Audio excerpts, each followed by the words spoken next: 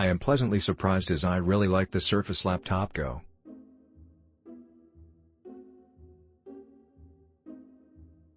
I feel like Microsoft missed a home run here with the base model having 4GB of RAM and no fingerprint sensor, and then having to go to the next trim at $699 to get the 8GB RAM and fingerprint sensor.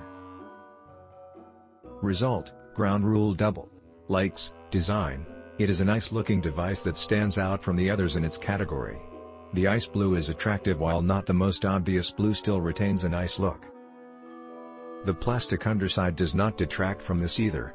Size: it is compact and fairly light. Screen: despite the sub 1080p resolution, the screen is still attractive and bright with accurate colors.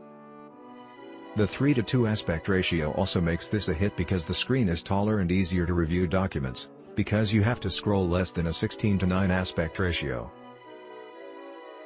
Color options: there are 3 different color options to choose from. Options are always good. Ports: having USB-C and A is great, as well as having the device charge from USB-C along with the mag connector for charging. Trackpad: this is on the nicest trackpads I have ever used as my fingers glide across it.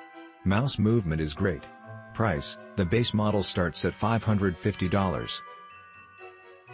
Fingerprint reader: nice and fast logon performance. All models have an i5 processor, and I think this is more than fine for everyday users. Even the base model will give you good performance. Neutral keyboard: it is okay to type on for me, and not as good as the Pixelbook Go keyboard because it has a somewhat mushy feeling when typing.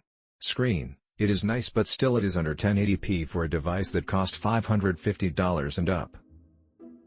When was the last time you found a device that was not full HD for $500 or up? Sound: I think it sounds decent, not amazing, not a pro or con. Base model: 4GB. Really, Microsoft, you could not have just put an extra 4 gigs in and charge $599. Why limit it this way? Also, no fingerprint reader in base model as well.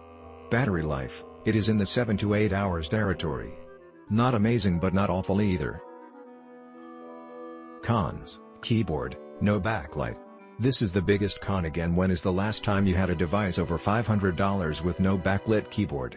It makes typing in poorly lit rooms more difficult and a no-fly zone for those who work in darkness. Price: on the highest tier model, Microsoft is really trying to upcharge you just for added storage. $899 just highlights this device's shortcomings even more in that price bracket. Wrap up: I looked over a bunch of devices in this class and some not in its class. This is not the quintessential device for me, but it is very good. My biggest gripe is the lack of backlit keyboard on a device in this price range. I find the screen is very nice looking, but the sub 1080p comes across as tacky also. I feel they could have popped an i3 in the base model and then added the fingerprint sensor. Avoid the $899 model, as that is too much to pay for something so compromised. Also consider, the Surface Laptop 3 is something to consider if you are worried about the compromises being made. Click link in description for more reviews.